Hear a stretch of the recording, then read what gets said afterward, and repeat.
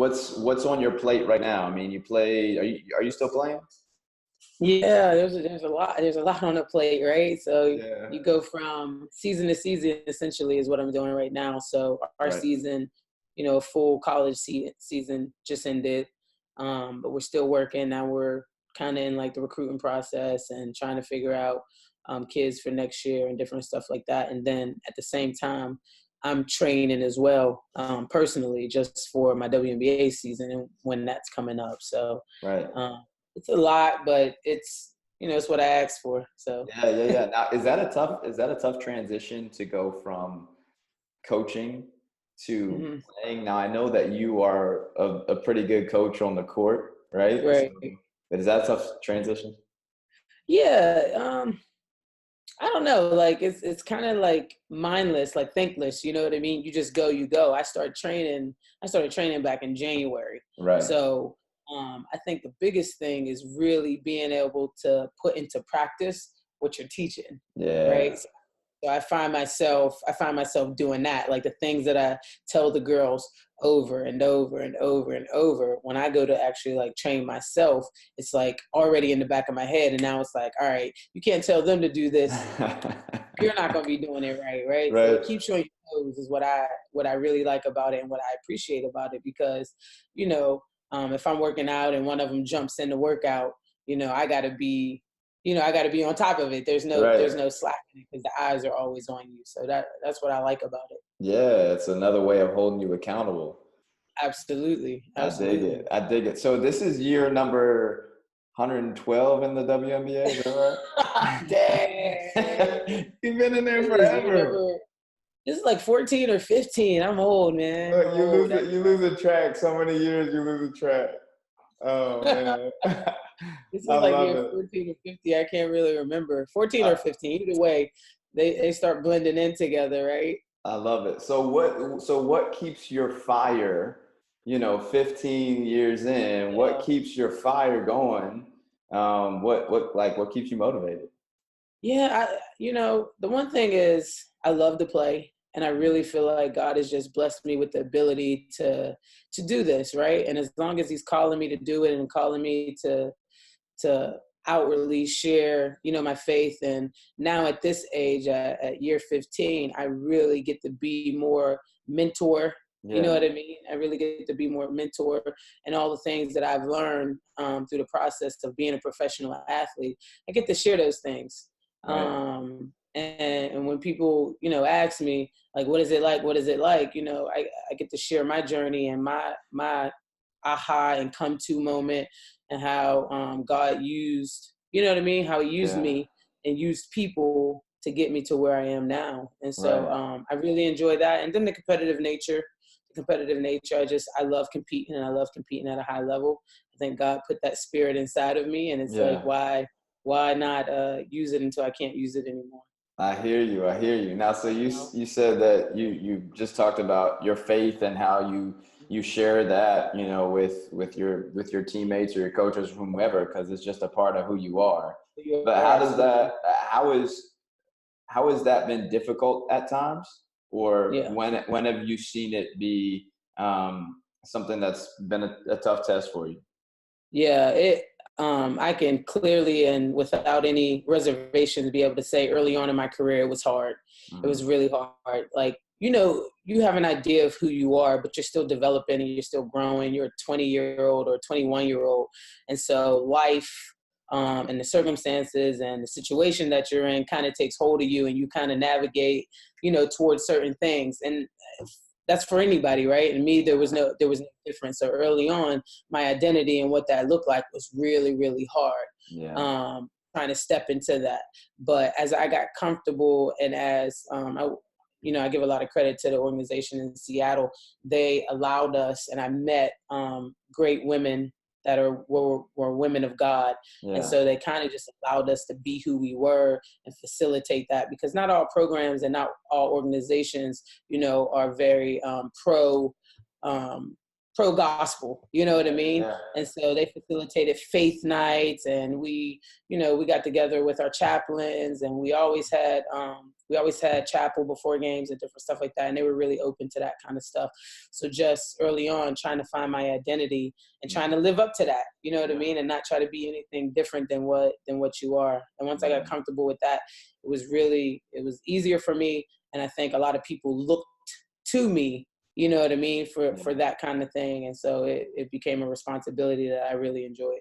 Oh, that's awesome. Because that is definitely, when you're younger, the harder part is like, you see everything, you hear everything, you still trying to figure out exactly how it's all going to play out, or how you're going to react to things, and how you're going You're trying to fit in too. You know what I mean?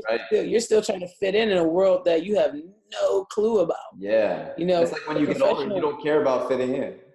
Exactly. Right? That's exactly it. And like, you're more comfortable in your skin and where you are in life too. And that was my journey. You know what I mean? You're still trying to fit in early. And after a while, you're just like, this is who I am. I'm comfortable with being this and where I'm at with this. And you can either accept that or not accept that. And, fortunately for me, I had other like-minded people. Yeah. Then I also had friends who just, accept you for who you are. That's Right. it.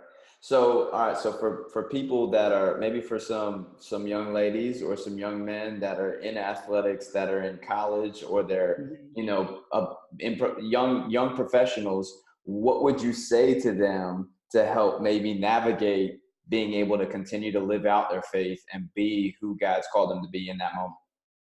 Yeah, the best thing for me that I was able to do was surround myself with people who believed in who Christ was. I think that's one of the biggest things, that you want to surround yourself by like-minded people, because being in those arenas and being in those groups, right, it'll hold you accountable without you ever even knowing, because you'll feel different, you know what I mean? And you'll think different, and you'll behave and act different when you're feeling convicted. And I think being around people who can, just their presence, I mean, they don't have to say anything to you. They don't have to do anything. It's their presence and who they are, you know what I mean, that really helps. And, that's God and the Holy Spirit, you know what I mean, just working within you. But I think that that's really important, and being in fellowship, you know what I mean? You need to have and be around, because we're meant to be in community. I think that's the biggest thing, is you can't do it alone. Right. And a lot of times, especially as athletes, our mindset is, well, I could put the time in, I could put the work in, I could do it, like, I'll do it by myself. Right. And this walk, you can't do by yourself. You need other people. And so just surrounding yourself by other people, I would say that that's the first step and the most important step, is surrounding yourself by like-minded people. Get into a community and see what God does from there. He'll use those people to really push you along in your journey. I think that's really important. I dig it. Yeah. All right. So what would you say, like, some of the coaches that you've been around, so many different coaches, you're a coach yourself now, like the importance of maybe some of the coaches that had a big impact on you? Like, you don't have to tell me exactly who they are, but you can if you want. But what was the impact? What did they do for you as a player, or what did they do for you in your faith? And how did that look? Well, I think the first coach, I think, when you talk about coaches, each coach leaves some type of impact on you or influence on you, if that makes sense. And for me, like, I was really grateful for my first coach, Ann Donovan, who has now passed away, because she drafted me. So to me, that, like, you gave me my first shot. I'll forever be grateful for that. You know what I mean? Regardless of how the situation went with my first shot, right? My first 3 years, it didn't matter. Like, I was always grateful because she gave me my first shot. And there's so many young girls and so many aspiring athletes out there that are just looking for their first shot, So that was big for me. And then my second coach in Seattle, Brian Agler, just confidence. He gave me confidence. Yeah. And I think that goes such a long way. You know what I mean? Just the confidence to believe in me, to tell me, like, hey, listen, if we're going to be any good, you're going to be a part of it. That's how we're going to do it. That, I mean, for a young person, you know what I mean, who played for the last 3 years, really got limited minutes, to now, like, being in a situation where a new coach is coming in and basically telling you, hey, we're going to need you. That was Right. huge. Yeah, absolutely. That was huge.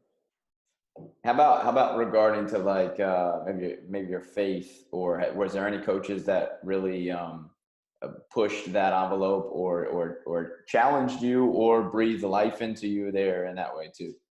Yeah, Coach Jenny Busick, who's now an assistant coach for the Dallas Mavericks.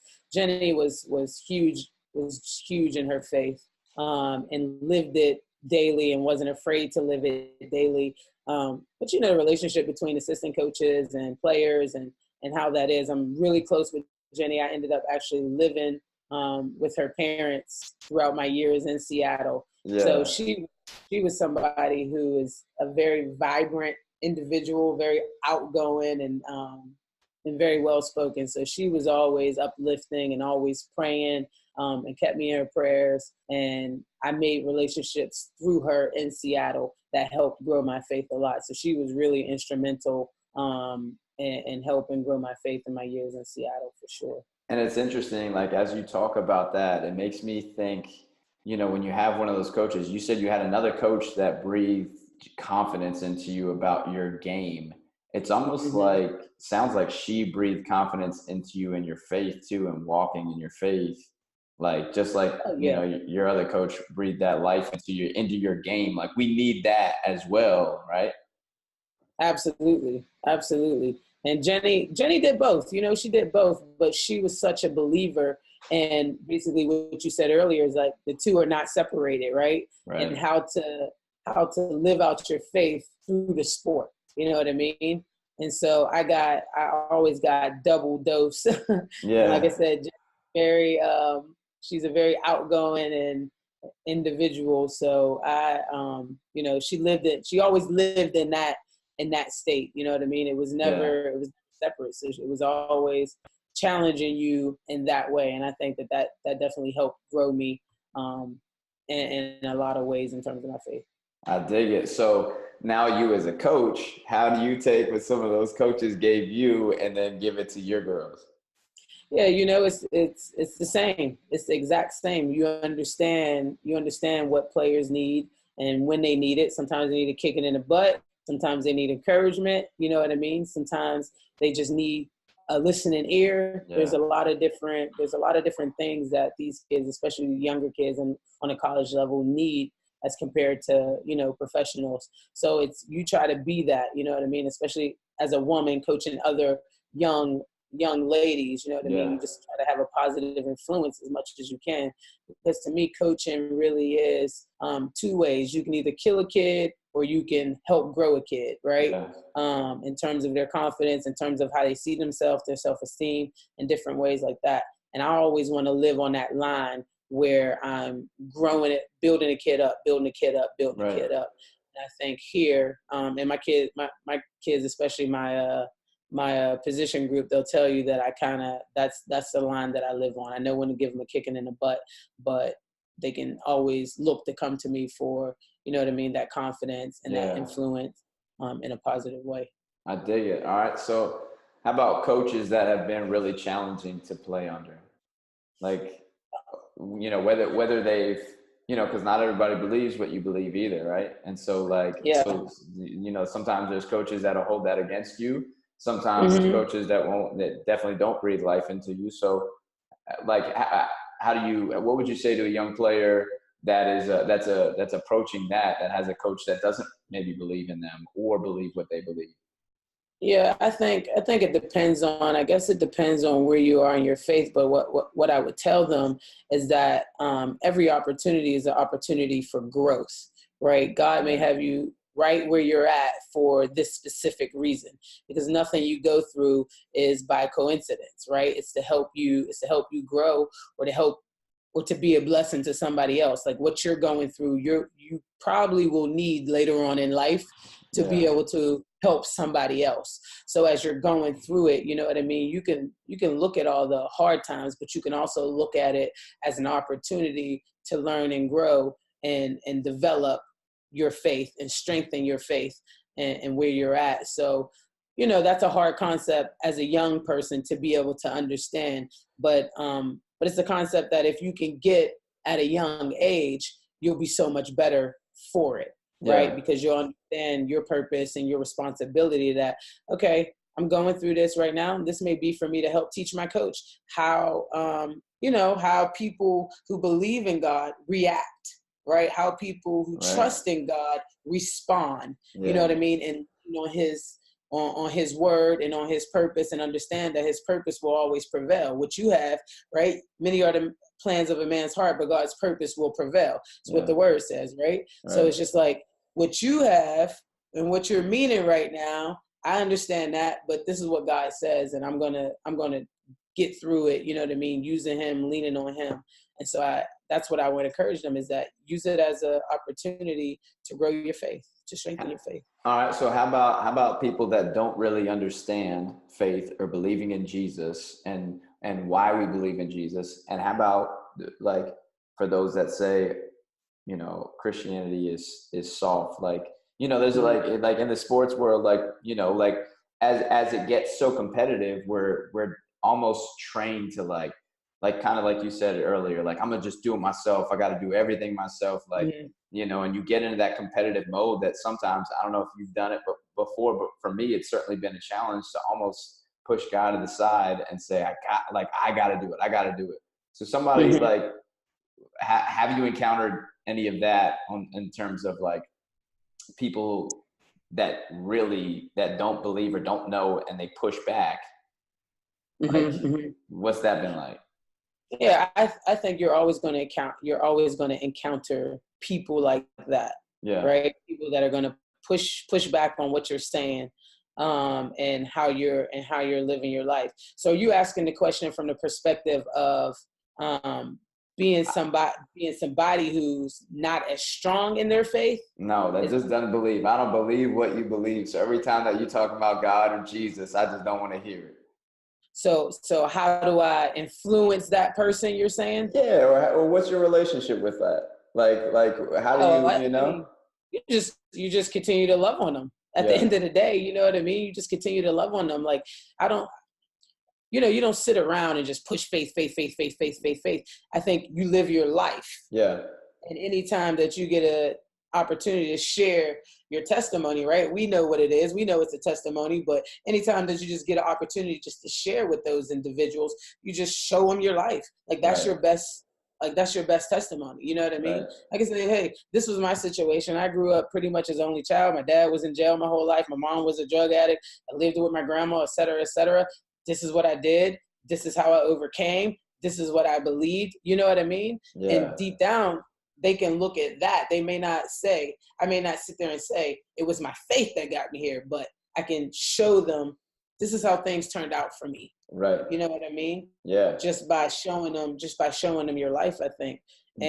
But what you said first there is, like, you said that you love them first, like you care, you just have the relationship first. But then you also said that our actions and the way that we're living shows who we are.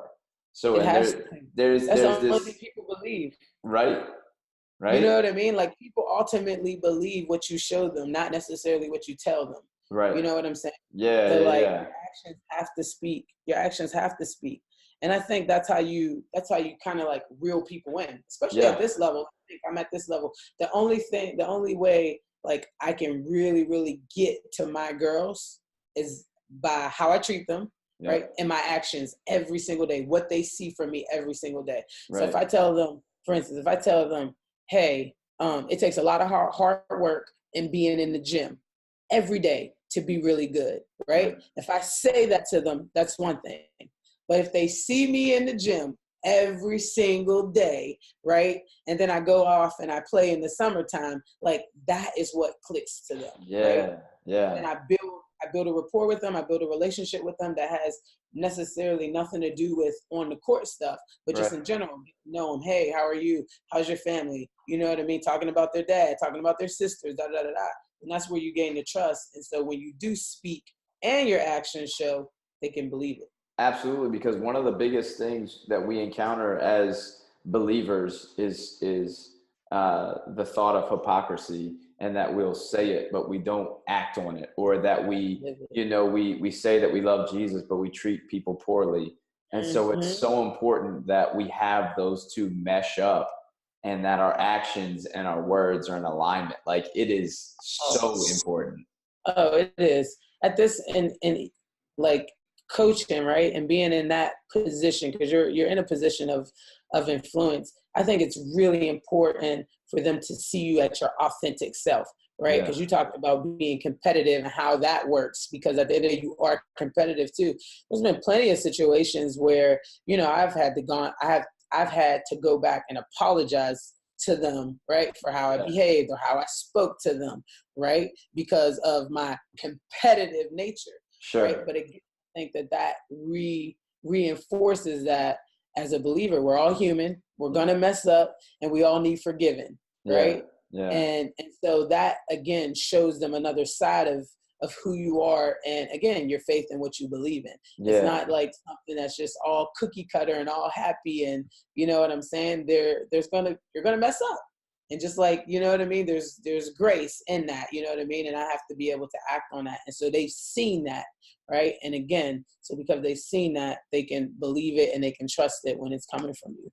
Absolutely. Well, and the fact that you care about them and you've done what you've done with your basketball career, it's also a responsibility for any coach or any player that's played at a high level to know that you're influencing the ones that look up to you, that are under you. And so it's not like, the old thing where Charles Barkley was like, I don't want to be a role model. He's like, I didn't sign up for, to be anybody's role model. That's ridiculous. Right? But like, the reality is, it doesn't matter if you want to be, like, you just are. You are. You are. You know what I mean? When you're in that position, you are. Absolutely. Right? Absolutely. It's a responsibility. Yeah. And so, but you modeling that and you showing, because what you said earlier just a second ago about forgiveness and going back and apologizing, I think is huge, because we live in a world now that says that you can, like, everybody can be right,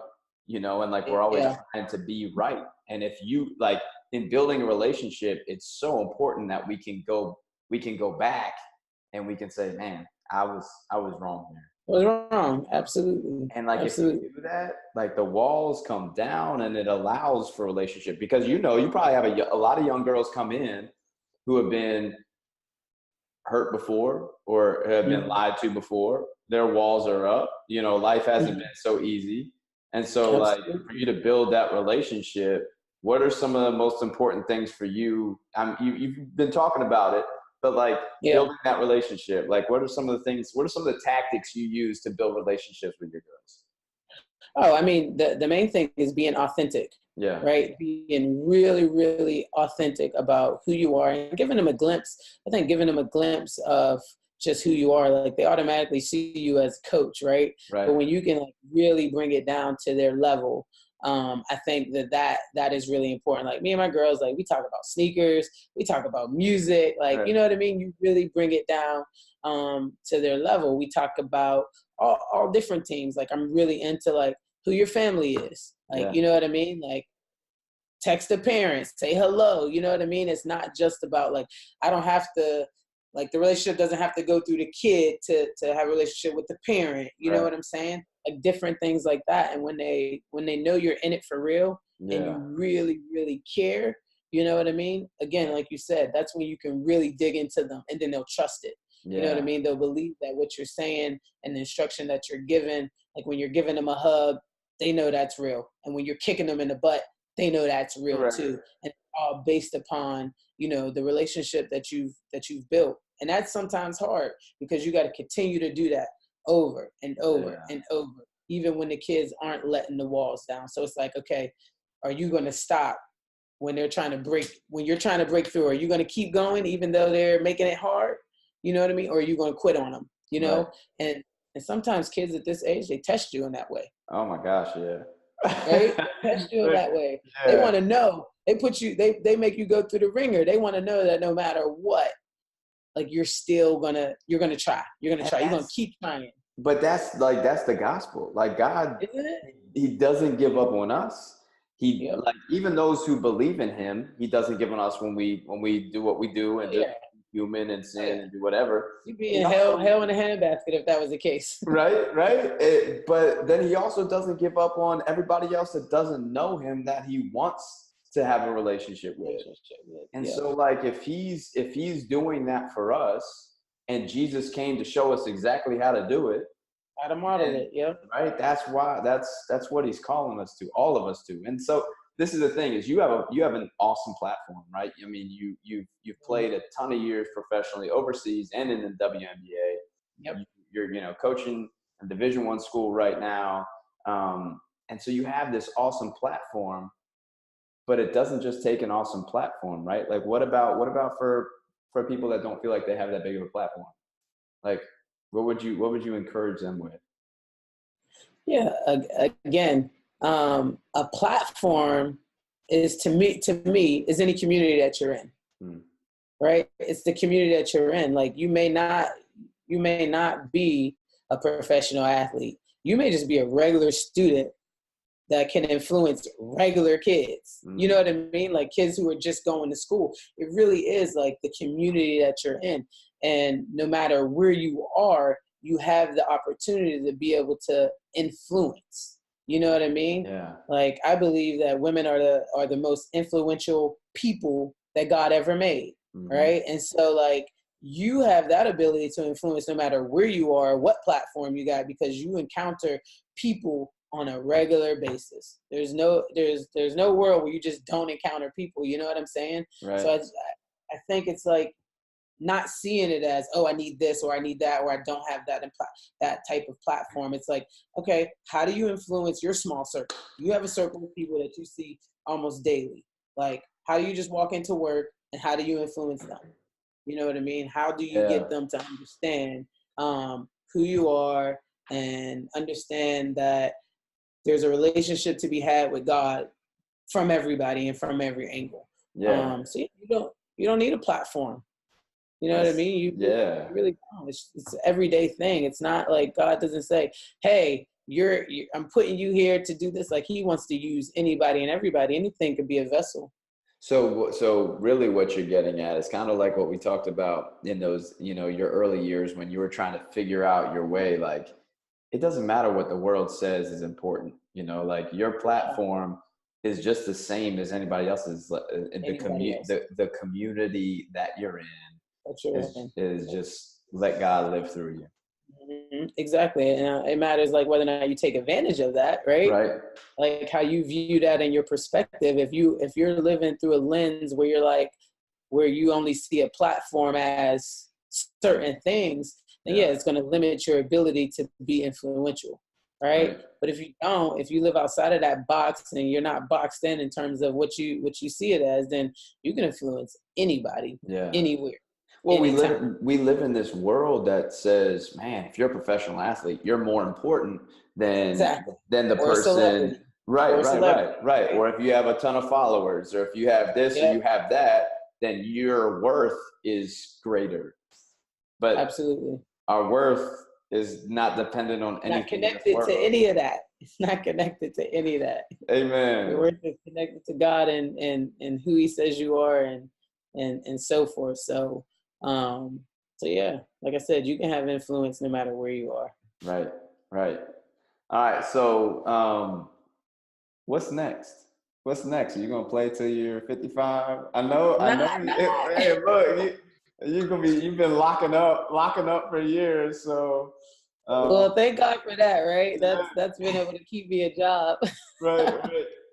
That's been able to keep me a job because these young kids are something else, man. They're amazing, and their abilities and what they're doing nowadays is really amazing. So I got to find every trick in the book to stay up to par with them, But for now, like I said, there's still a burning fire in me, and I'm enjoying. There's things about the coaching side that I'm really enjoying, being able to impart, my knowledge and the game that I've learned, and the people that have taught me so much, and now pass that on.